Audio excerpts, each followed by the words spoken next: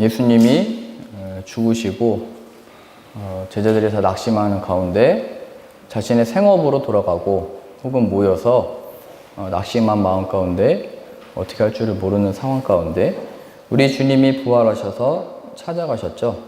찾아가시니까 어떻게 죽은 자가 이렇게 나타났나 이렇게 멍하니 있을 때 그의 손과 못자국 난 또 발을 이렇게 보이셨죠.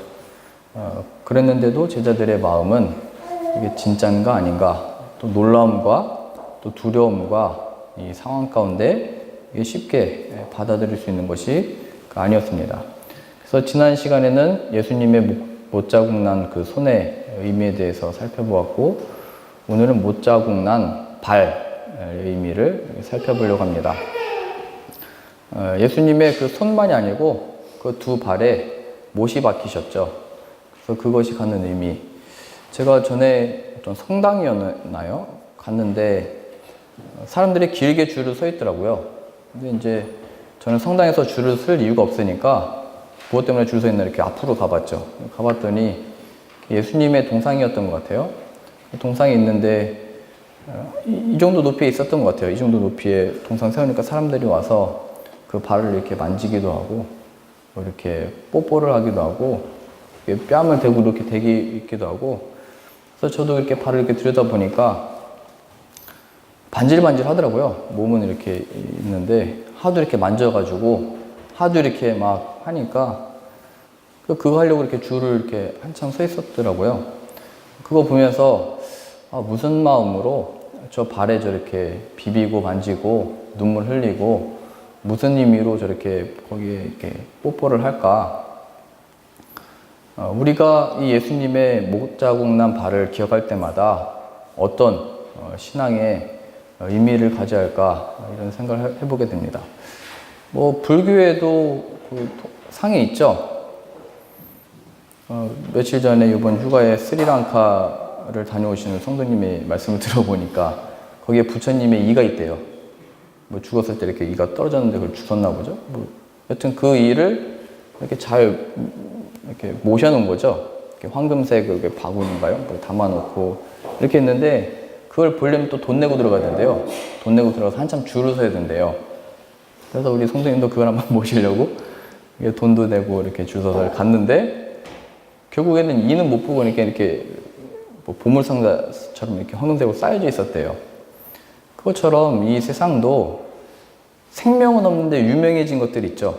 어떤 그 이름값이라고 하는 보지도 못하는데 그것이 어떤 인생의 가장 큰 의미가 되고 어떤 가치 있는 일이 되고 그래서 평생에 그거 한번 보게 되는 것. 어떤 의미에서 성지순례도 그냥 그것만으로 끝날 수도 있죠. 예수님이 태어났던 곳. 성경에서는 얘기하는 겁니다. 그게 무슨 의미가 있냐. 예수 그리스도가 내 안에 살아계시지 않냐. 너희는 살아난 나를 보지 않았냐. 너희는 나의 증인이다. 이 세상에는 많은 이슈들로 우리들의 관심을 뺏고 마음을 뺏어가지만 이런 일이 일어났다, 저런 일이 일어났다. 이 세상의 증인이 되는 게 아니고 죽으면 끝인데 부활하신 예수 그리스도가 우리에게 오셨고 내 마음에 살아계신다가 우리의 간증이고 우리의 증인된 어떤 중요한 내용이죠. 부활하신 예수 그리스도. 그래서 오늘은 예수님의 그 못자국 난 발의 의미에 대해서 좀 더 깊게 살펴보려고 합니다. 예수님의 발 하니까 저는 이 말씀이 먼저 떠올랐어요. 마태복음 4장 우리 같이 찾아보시죠.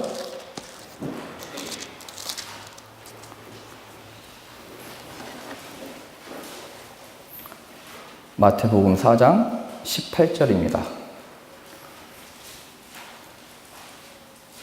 제자들을 찾아오시는 것은 지금 부활하셔서 오신 것만이 아니고 그들을 제자로 삼으실 때도 그의 발걸음 가운데 제자들을 찾아가시죠. 18절입니다. 갈릴리 해변에 다니시다가 걸으셨죠. 두 형제 곧 베드로라는 시몬과 그의 형제 안드레가 바다에 금을 던지는 것을 보시니 그들은 어부라. 이미 주님이 누군지 모르고 자신의 생업으로 인하여 이 그물을 던지는 자를 가시면서 보셨고 쳐다보고 계셨다 이렇게 표현이 되어 있습니다. 우리가 아직 주님을 모를 때 하나님은 우리에게 예수 그리스도를 보내셨죠. 그 예수 그리스도가 우리가 이 세상 속에 살고 있을 때 이렇게 찾아오시는 겁니다.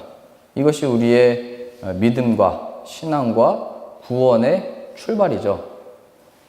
너희가 나를 택한 것이 아니요 내가 너희를 택하여 세웠다 라고 하는 요한복음 15장의 말씀과 같이 예수님이 찾아가시고 우리를 바라보고 계신 겁니다. 나는 주님과 상관없고 하나님과 상관없이 서 있다라고 하는 그 순간에도 하나님께서 아들을 보내셔서 우리를 지켜보고 계시죠.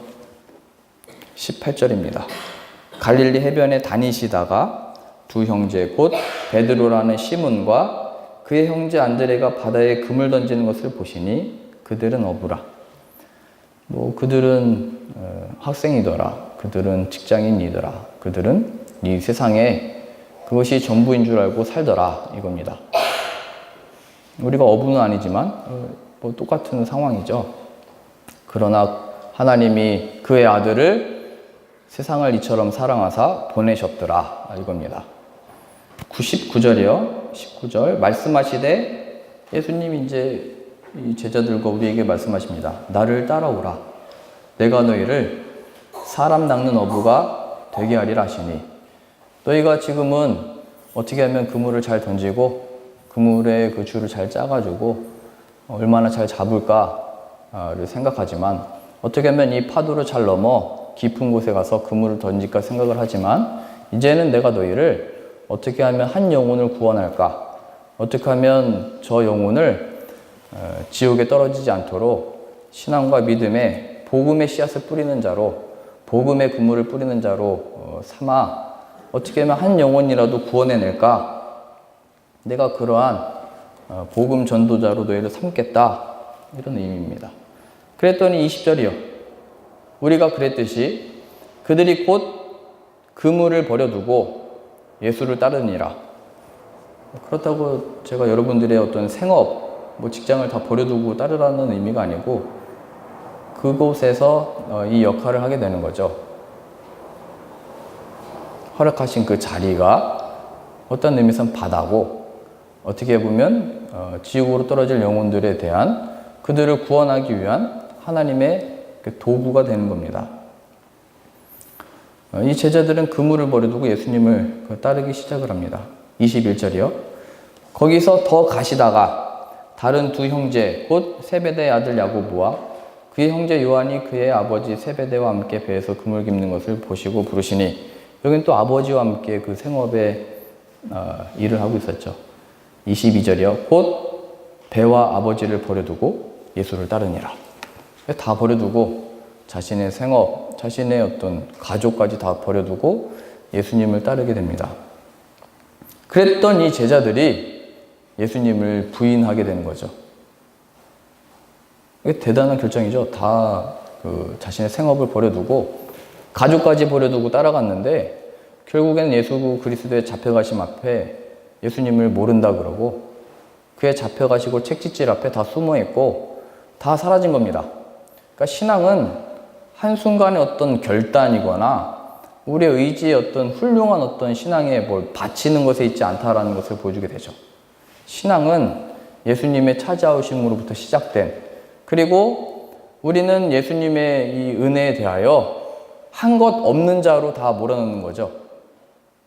너희가 배를 버린 게 무슨 의미가 있냐 얘기하는 겁니다. 너희가 부모를 떠나고 내게 온 게 무슨 의미가 있냐 얘기하는 거죠. 신앙은 생업을 버리고 온 것에 의미가 있는 게 아니고 내가 가지고 있는 여긴 배지만 뭐가 있겠어요. 집을 다 팔아가지고 교회 바친 거에 신앙의 어떤 의미가 있는 게 아니고 내가 가족들에게 사랑을 두고 살았는데 이 사랑을 끊고 오겠다. 무슨 의미가 있는 게 아니다라는 걸 보여주는 거예요. 이랬던 제자들도 예수님이 막상 잡혀가시니까 다 흩어진 거죠. 그 예수 그리스도가 결국에는 죽으시고 부활하셔서 찾아오시는 겁니다. 예수님이 보여주셨죠. 내 손과 발을 봐라. 이 발에 난 못자국을 보고 만져보라. 라고 하면서 제자들이 무엇을 생각했을까요? 이 상황이 펼쳐지기까지 부활이라고 하는 영광이 나타나기까지 이 제자들이 기여한 게 없죠. 인간의 구원에 있어서 우리가 천국 백성이 되고 하나님의 은혜를 받고 누리는 데 있어서 인간이 기여한 게 하나도 없다는 걸 보여주는 거예요. 말하자면 내가 어떻게 살아왔는데, 내가 얼마나 교회에 헌신하고 봉사했는데는 아무것도 아닌 거예요. 제자들이 그랬다고요. 우리의 삶도 내가 얼마나 하나님께 드렸는지, 내가 하나님께 얼마나 헌신하고 봉사했는지, 얼마나 선교하고 얼마나 열심히 주의 일을 위해서 열심히 살았는지를 드러내는 자로 선 게 아니고, 이 주님의 은혜로, 값없는 은혜로 나는 아무런 의도 없는데 이 예수 그리스도의 의를 우리의 것으로 여겨주셔서 이 일을 감당하게 된 거죠. 예수의 이름이 내 발걸음을 떼게 한 거죠. 그 예수의 이름을 높이는 자로 그 예수 그리스도가 찾아오셨다. 우리는 한 것 없다. 나는 다만 죄인이었다. 이게 우리의 간증인 거죠. 예수님이 날 찾아오실 이유가 없는데 나는 부인하고 떠났고 여전히 세상에 마음을 두고 살고 있는데 부활하셔서 나를 찾아오셨다. 이렇게 나를 사랑하시는 분이 있다. 무슨 지금 제자들이 회개를 하고 뭐 전에는 배를 바쳐서 지금 뭐 다시 뭘 바쳐가지고 이 은혜를 받은 게 아니잖아요. 부활하신 예수 그리스도를 만나는 건 예수 그리스도의 은혜인 거예요. 이것을 아는 것. 그러니 우리의 신앙생활에 있어서 늦은 때는 없는 거죠. 어떻게 보면 제자들은 가장 늦었잖아요. 예수님을 가장 발빠르게 따라다녔다고 한 자들인데 한순간에 배반하고 부인하고 나는 저 자를 모른다. 심지어는 베드로는 저주까지 했잖아요. 좀 마땅한 일이다. 어떻게 보면 다 끝났죠. 더 이상 뭘 기대하겠어요. 하나님 은혜가 어디서 힘하겠어요. 그게 죽음이죠. 그래서 우리가 이 세상과 마귀의 가장 큰 공격 중에 하나는 죽음으로, 죽음이 뭐죠? 자기 생명 사랑하는 것으로 우리를 자꾸 거기에 관심 갖게 하는 거죠. 하나님이 아니고 내 생업 자체, 내가 관심 두고 있는 세상의 그 어떤 일, 죽음. 그래서 내가 너무 멀리 왔다. 세상 속에 너무 마음을 두고 살아왔다. 혹은 하나님이 아니고 다른 것에 너무 관심을 두고 살았다라고 하는 그 순간, 그냥 하나님이 없는 마음의 상태가 낙심이잖아요. 그게 제자들의 상태, 예수님이 없는 상태. 그 상실한 마음 가운데 있는데 거기서 부활하신 예수님이 찾아오시는 거예요.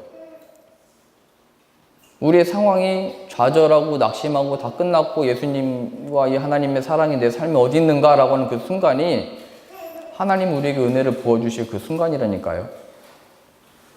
내가 지금 이런 상태에서 내가 무슨 은혜를 받지? 내가 이런 상황에서 하나님의 무슨 인도함을 받지? 아니래요. 제자들이 예수님 없는 그 상황, 낙심, 공허한 그 마음 가운데 그래서 그냥 매일의 그 삶을 반복해서 살고 있을 때 예수님이 부활하셔서 찾아오셨대요. 그리고 그의 손을 내미시고 그의 발을 보이셨대요. 전과는 다르죠. 전에는 우리를 찾아오셨던 그냥 그 발걸음인데 못자국 난 발걸음으로 찾아오신 겁니다. 이 못자국이 뭔 줄 아냐? 너의 죄다. 너의 죄의 형벌을 내가 대신 받았다. 그러나 나는 너를 끝까지 사랑한다. 이 일의 증인이 되는 거죠. 내가 얼마나 그때 배를 버렸는지, 얼마나 가족들을 내팽개치고 와서 하나님께 헌신 봉사했는지가 아니고 그런 허무한 헛된 자랑, 자신의 의로 인하여 살았던 이 죄인을 끝까지 사랑하셔서 십자가에 못 박혀 죽으시고 나를 찾아오신 분이 계시다. 예수 그리스도. 이게 예수님의 못자국 난 발을 기억하실 때마다, 생각할 때마다, 묵상할 때마다 우리가 기억해야 되는 겁니다. 제자들이 다 부인하고 떠났으니까 예수님이 제자들을 찾아가셨던 그 발걸음이 다 헛된 것이었나요? 아니죠. 우리는 다 헛된 것으로 만들 수밖에 없고 헛된 길로 갈 수밖에 없는데 예수님의 발걸음은 헛되지가 않았죠. 제자들을 부르셨는데 그 제자들이 다 떠나갔다고 헛된 게 아닌 거예요. 내가 이 자녀들을 신앙으로 키워보려고 열심히 노력해봤는데 이 자녀들이 신앙이 없는 거예요. 헛된 게 아니래요. 우리 주님이 찾아오시면 되는 거래요. 내가 가르친 걸로 신앙을 물려줄 수 있는 것도 아니고, 내가 신앙의 좋은 교훈으로 세움받는 게 아니고, 이 부활하신 예수 그리스도가 우리 자녀들을 만나주면 되는 거래요. 그거 얘기하는 거죠. 예수님의 발걸음은 헛된 것이 아니다. 죽음 앞에 제자들이 다 낙심했지만 그 죽음을 이기고 오시더라. 그의 발걸음에 생명이 있더라. 이 일에 간증하고, 이 일에, 그러니 우리의 삶에 늦은 때가 없다. 공허하고 낙심하고 좌절하는 우리의 모든 삶 가운데 이 예수 그리스도를 만나면 참된 생명을 얻고 누리게 된다. 성경이 하고 싶은 얘기가 이거죠. 그러니 우리는 신앙에 누가 얼마나 하나님께 뭐를 바치고 얼마나 공들이고 헌신하고 봉사하고 선교했는가로 우리의 신앙을 하나님 앞에 평가받는 게 아니고, 요한계시록에 7 촛대를 든 7뼈를 든 그 우리 주님이 경계하듯이 너희 속에 내가 없다, 표대로 옮겨버리겠다라고 하는 충고와 경고를 들으셔야 됩니다. 예수 그리스도를 붙들고 있는지, 내 죄를 대신하여 십자가에 죽으시고 살아나신 그 의의를 붙들고 감사하고 의지하고 있는지, 아니면 내 의의를 아직도 붙들고 있는지. 제자들은 배까지 바쳤다니까요. 부모까지 버렸다니까요. 우리가 그것도 못 바치잖아요. 우리는 그걸로 신앙이 뭐 이렇게 표현되는 게 아니래요. 다른 것입니다. 마가복음 5장 같이 보실까요?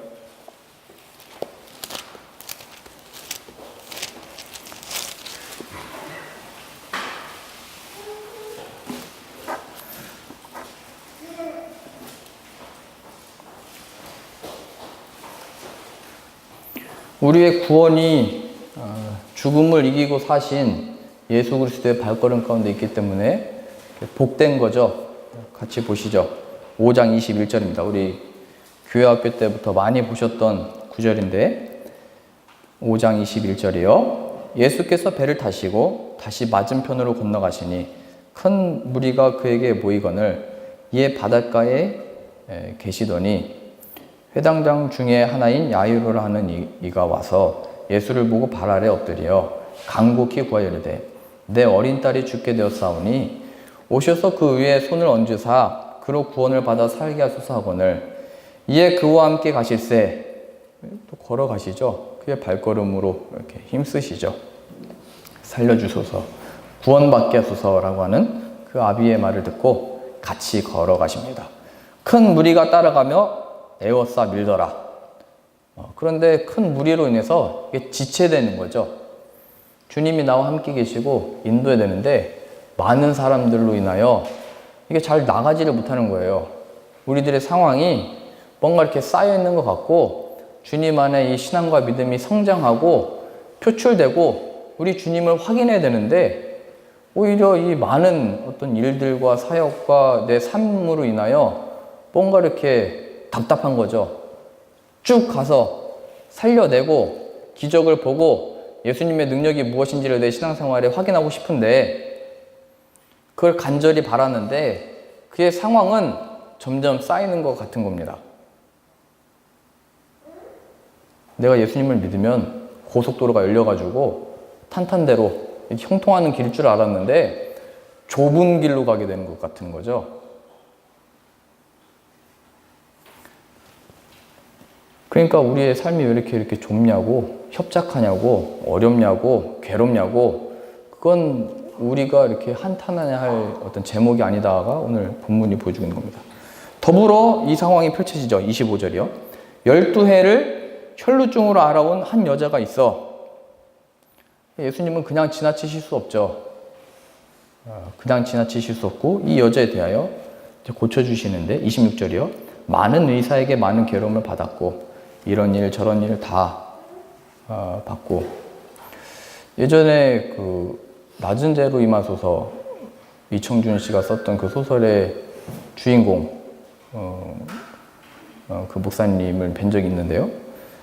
그러니까 어느 날 갑자기 이렇게 눈이 안 보이기 시작했대요. 그래가지고 침을 맞으시기 시작했는데 뭐 등에 막 다 이렇게 피자국으로 가득 찼대요. 이 사람 만나고 저 사람 만나고 했는데도 이게 다 눈이 다 멀어버린 거죠. 신경을 더 건드려가지고. 그랬다가 이제 서울역으로 어떻게 와가지고 눈이 안 보이는 상태에서 이제 노숙자들과 함께 어떻게 지내면서 이렇게 걸으면서 지냈던 상황들. 그러다가 주님을 만나셔서 눈은 못 보게 됐지만 그 영혼이 열리고 주님을 만났던 그 상황이 이제 낮은 대로 임하소서라고 하는 그 책, 또 나중에 또 이 책을 또 쓰셔가지고 나왔는데요. 이 여자도 꽤 많은 의사를 만났는데 나음을 입지 못하고 그냥 아프기만 한 거죠. 그러니까 저도 병원 가면 그 주사바늘 보면 저는 더 아파요, 몸이. 근데 꼭 그걸 더 찔러가지고 더 막 아프죠. 이 세상에 나음을 줄 것 같지만 사실은 그렇지 않죠. 26절이요. 많은 의사에게 많은 괴로움을 받았고 이렇게 하면 된다, 저렇게 하면 된다, 이렇게 해라, 저렇게 해라 다 받았는데 안 된 겁니다. 답을 못 찾은 거죠.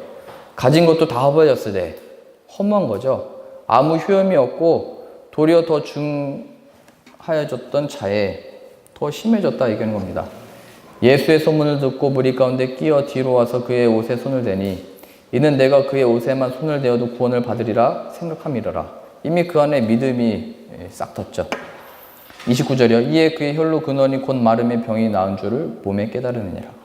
예수께서 그 능력이 자기에게 나가신 줄을 곧 스스로 아시고 무리 가운데서 돌이켜 말씀하시되 누가 내 옷에 손을 대었느냐 하시니 굉장히 감동되고 굉장히 그 능력 있고 은혜 있는 상황이지만 이 야이로가 볼 때는 시간은 점점 지체되고 있는 거죠. 내 딸은 죽어가고 있고 이미 이 한시 앞을 알 수 없는 이 상황 속에 무리로 인하여 지체되고 있고 지금 이 혈루증 앓는 여인으로 인해서 완전히 서게 된 겁니다. 그러니까 이 상황이 답답하게 된 상황입니다. 야이로에게는. 31절이요. 제자들이 여짜오되 무리가 애워싸 미는 것을 보시며 누가 내게 손을 대었느냐 물으시나이까. 또 제자들은 그게 무슨 얘기입니까 하면서 막 더 멈춰서 있죠. 빨리 가야 되는데. 32절이요. 예수께서 이 일 행한 여자를 보려고 둘러보시니 여자가 자기에게 이루어진 일을 알고 두려워하여 떨며와서 그 앞에 엎드려 모든 사실을 여쭈니 내가 믿음으로 당신의 옷자락을 잡았습니다. 그래서 나왔습니다. 34절이요. 예수께서 이르시되 딸아 내 믿음이 너를 구원하였으니 평안히 가라. 내 병에서 놓여 건강할지어다. 이렇게 됐죠. 그래서 35절이요. 아직 예수께서 말씀하실 때마침 회당장의 집에서 사람들이 와서 회당장에게 이르되 당신의 딸이 죽었나이다. 어찌하여 선생을 더 괴롭게 하나이까? 오실 필요가 없습니다. 당신의 딸은 끝났습니다. 이미 죽었으니 상황이 종결되었습니다. 얘기하는 거죠. 야이로의 마음이 어땠을까요? 빨리 오셨으면 됐는데, 빨리 오셔가지고 능력을 보이시면 됐는데, 그러면 구원이 임했을 텐데 주님이 빨리 오시지 않아가지고 다른 사람 구원하다가 끝났다. 근데 예수님은 이렇게 말씀하시죠. 36절이요. 예수께서 그 하는 말을 곁에서 들으시고 회당장에게 이르시되 두려워하지 말고 믿기만 하라. 37절이요. 베드로와 야고보의 형제 요한 외에 아무도 따라오면 허락하지 아니하시고 회당장의 집에 함께 가서 떠드는 것과 사람들이 울며 심히 통곡함을 보시고 들어가서 그들에게 이르시되 너희가 어찌하여 떠들며 우느냐 이 아이가 죽은 것이 아니라 잔다 하시니. 그러니까 이미 그 장례가 치러지고 있는 겁니다. 죽었다, 끝났다, 죽음은 끝이다 이 외치는 거죠, 세상에. 근데 예수님이 아니다, 잔다 말씀하시니까 40절이요. 그들이 비웃더라. 예수께서 그들을 다 보내신 후에 아이의 부모와 또 자기와 함께한 자들을 데리시고 아이 있는 곳에 들어가사 그 아이의 손을 잡고 이르시되 달리다 쿰 하시니 번역하면 곧 내가 내게 말하노니 소녀야 일어나라 하심이라. 소녀가 곧 일어나서 걸으니 나이가 12살이라. 사람들이 곧 크게 놀라거늘 예수께서 이 일을 아무도 알지 못하게 하라고 그들을 많이 경계하시고 이에 소녀에게 먹을 것을 주라 하시니라. 다 끝났다 얘기하는 상황. 그래서 잔다 말씀하실 때 다 비웃는 상황. 사람들은 이미 다 끝났고 오실 필요도 없는데 왜 여기까지 걸어오셨느냐 라고 하는 그 말하는 상황 가운데 예수님은 탈리타 쿰, 소녀야 일어나라 말씀하심으로 인하여 생명을 살려내시고 구원의 길로 인도하시죠. 우리의 생각에는 늦은 겁니다. 우리의 생각에는 빨리 왔어야 됐고 다 끝난 거죠. 근데 예수님의 그 발걸음은 헛되지가 않은 겁니다. 우리의 상황에 하나님의 뜻이 내 안에 펼쳐질까? 하나님의 은혜와 능력이 내 안에 어떻게 이루어질까? 지금 이미 나이가 많고 지금 이미 나는 세상에 너무 빠져 있고 그런데도 하나님의 이 충만이 나에게 주어질까? 늦은 때는 없대요. 하나님이 예수 그리스도를 보내셨다는 것은 우리들이 얼마나 세상 속에 잠겨 있는지 이랬는지 저랬는지는 별로 상관없대요. 이 예수 그리스도를 만나게 됐는가? 거기에 의미가 있는 겁니다. 우리의 판단에, 우리의 생각에 우리 자식이 좀 더 일찍 믿었어야 되는데 내가 좀 더 예수님을 먼저 알았으면 됐는데 내가 먼저 빨리 남편에게 전도를 했어야 되는데 아내에게 그걸 알렸어야 되는데 늦은 때는 없는 거래요. 예수님이 찾아가시면 된다 얘기하는 겁니다. 이 일이 일어나기까지 우리가 이 생명을 살리시기까지 구원을 만들어내시기까지 우리가 한 것이라고는 아무것도 없죠. 그냥 에워싸고 다른 것으로 인해서 지체되는 것 같고 끝났다고 말하고 비웃기나 하고 그게 우린 거예요. 세상이 우리를 바라볼 때 그런 거예요. 예수님만 믿어라. 비웃는 거죠. 그게 뭐? 야, 예수님이 생명이다. 그가 부활하셨다. 세상이 얘기하는 거예요. 그게 뭐? 비웃는 거예요.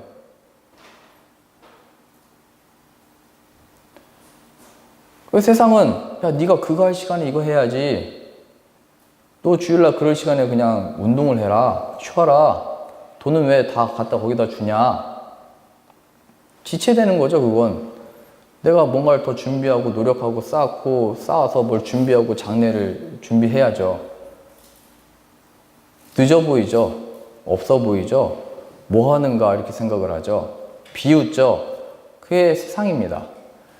이러한 장래, 자기 사랑하는 이 일에 대하여 그걸 다 허무시는 게 뭐냐면 그 죽음을 이기고 사신 예수 그리스도가 나에게 찾아오신 것. 그래서 내가 쌓아둔 보물, 보화, 보배, 돈이 아니고 그 예수 그리스도가 나의 가장 귀한 보배, 내 생명, 진리인 것을 알게 되는 것. 그게 신앙인 것입니다.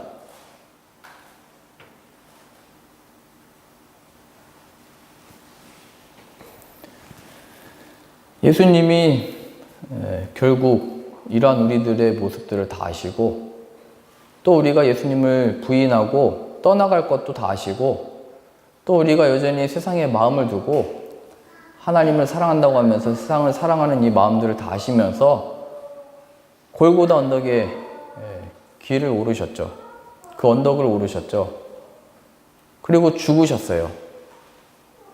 그러나 그 발걸음이 헛되지 않는 이유는 그 죽음, 우리를 죄신하여 그 받으신 그 형벌로 끝나버리신 게 아니고 거기서 부활을 하나님이 만들어내시는 겁니다. 다 끝났다라고 하는 그 상황, 거기에 우리가 관여하고 기여하고 뭘 도와드린 게 없는 거예요. 하나님이 하신 일이고 예수 그리스도가 부활하셔서 우리를 찾아오신 겁니다. 그 일이 우리의 간증이고 자랑인 겁니다.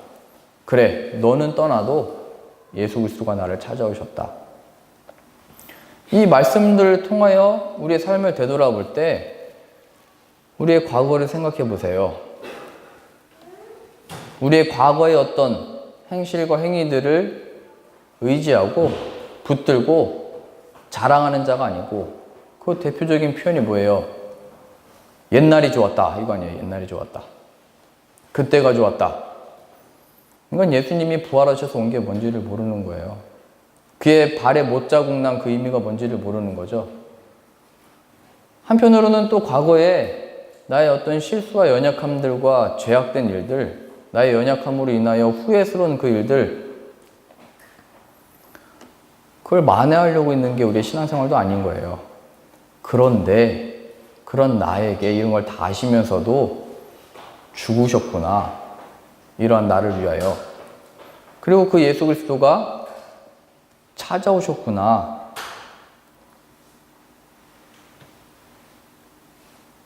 이건 놓치면 동상에다가 그냥 다 풀어버리는 겁니다. 내 설명할 수 없었던 과거, 내가 이렇게 열심히 섬겼는데 인정해주지 않는 내 과거, 내 신앙을 그냥 그 동상 앞에 발을 이렇게 문지르면서 눈물을 흘리면서 그냥 혼자 푸는 거예요. 우리는 이 동상을 전하거나 내 과거의 체험과 경험을 전하는 자가 아니고 이러한 나를 찾아오신 예수 그리스도가 있으시다. 너희는 이 일의 증인이라 로 쓰는 겁니다. 내가 과거에 배를 버리고 따랐던 신앙인데 지금 그 신앙이 다 작아져서 세상을 살다 보니까 일하다 보니까 가정이 생기다 보니까 내 마음이 이렇게 작아졌어가 아니고 부활하신 예수 그리스도를 만나야 된대요. 그러니 우리의 구함은, 우리의 기도는 그 예수님 내 안에 찾아와 주세요 입니다. 그 못자국 난 손과 발을 내게 보이셔서 내가 참으로 그 예수 그리스도의 죽으심과 부활하심에 동참하는 자가 되게 해주세요. 이게 우리의 기도인 거예요. 예수님의 발걸음은 헛되지가 않다니까요. 이런 우리를 자신의 자녀 삼으시기 위하여 골고다 언덕을 오르시고 채찍을 맞으시고 십자가에 못 박히셔서 창으로 옆구리에 찔리시고 모든 피를 쏟아내셨대요. 그때 제자들이 한 건 숨어 있었던 거예요. 낙심해가지고 어디 가고 있던 거죠. 그냥 다시 금을 던지고 있었던 거예요. 근데 그 주님이 오늘 지금 이 시간 우리들에게 못자국 난 손과 발을 우리에게 보이시며 말씀하십니다. 평안하라. 죽음으로 인하여 낙심해 있냐? 내가 없음으로 인하여 좌절해 있는 상황이냐? 평안하라. 내가 부활했다. 하나님의 권능과 능력이 너희에게 임했다.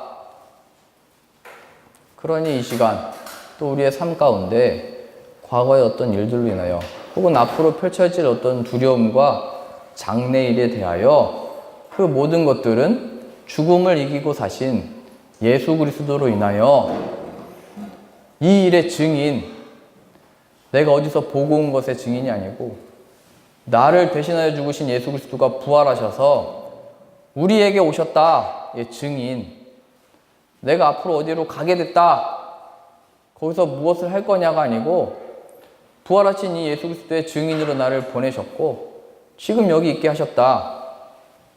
이 일에 우리의 증인을 삼으신 겁니다. 이건 놓치면 늘 하나님 제가 늦게 왔지만 용서해 주시고 해결해 주세요. 이것밖에 할 기도가 없는 겁니다. 그건 이미 약속받은 거예요.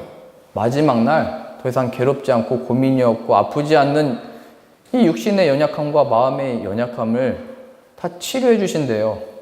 이 몸의 부활이 약속되어 있어요. 우리가 구할 바는 그게 아니고 그것을 약속하신 예수 그리스도로 충만해지는 것. 하나님이 모든 충만을 예수 그리스도에게 주셨고 그 예수 그리스도가 우리에게 오셨대요. 그의 발걸음이 헛되지 않대요. 아니요, 저는 예전에 믿었는데요. 예전에 저도 결단하고 막 다 드렸는데 지금은 그렇지 않아요. 그래서 예수님이 죽으신 거예요. 우리를 하나님의 자녀로 세우시기 위하여. 그의 죽으심은 우리의 삶과 동떨어진 게 아니고 우리의 주어진 그 삶 가운데 하나님의 이 증인, 부활하신 증인으로 세우시기 위하여 죽으신 거죠.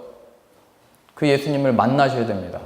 그 예수님을 만날 때까지 우리의 걸음과 기도는 다만 자기 생명, 자기 사랑, 자기 섬기는 일을 위한 도구일 뿐이죠. 우리의 좌절하고 낙심한 이 상황 가운데 예수님이 찾아오셔서 그의 손과 발을 내미시며 내 손을 보라, 만져보라 말씀하신 것 같이 우리들에게 주어진 상황과 삶이 어떠한 상황이든지 우리 죄를 대신하여 죽으시고 부활하신 또 우리에게 내미시는 못자국난 손과 그 발을 기억하며 그래 여기서 구원해 내셨지. 이 세상에서 나에게 참된 생명을 주셨지. 이 세상이 나를 위협하고 생명을 해하려 하는 것 같지만 내 생명이 주님 안에 있지로 인하여 나 살아났다, 나 구원받았다가 자랑이 아니고 나를 구원해 내시고 생명을 주신 이가 있다를 자랑하며 증거하며 나타내는 저와 여러분들의 복된 신앙 되어지기를 바랍니다. 기도하겠습니다. 하나님, 우리가 무엇인데 아들을 보내셨습니까? 또 그 아들은 우리가 무엇인데 택하시고 자신의 제자로 삼으시고 자신의 백성으로 삼으셨습니까? 우리를 택하시고 부르신 그 길이 지금 마음은 세상과 가정과 일과 먹고 사는 일에 있습니다. 이러한 우리를 불쌍히 여기시고 긍휼히 여기셔서 이러한 모든 자기 사랑으로 인하여 예수님이 십자가를 지시고 골고다 언덕으로 오르셨으며 그의 손과 발에 못자국이 난 것을 우리로 하여금 알게 하시고 예수님의 그 손과 못자국 난 발을 기억하며 우리의 이 죄를 용서하시기 위하여 또 사하셔서 자신의 자녀 삼으시기 위하여 걸으신 그 발걸음인 것을 기억하게 하시고 우리의 상황이 어떠하든지 이러한 예수 그리스도의 그 크신 사랑으로 인하여 감사와 찬양과 기쁨이 넘쳐나는 그래야 이 예수님을 증언하는 일에 온 마음과 정성과 뜻을 다하여 이 인생을 사는 우리의 삶 되어지도록 은혜 내려 주옵소서. 주님을 만나게 된 것이 그래서 그의 이름을 부르는 것이 찬양하며 전하는 것이 우리의 기쁨이 되게 하여 주옵소서. 예수님의 이름으로 기도합니다. 아멘.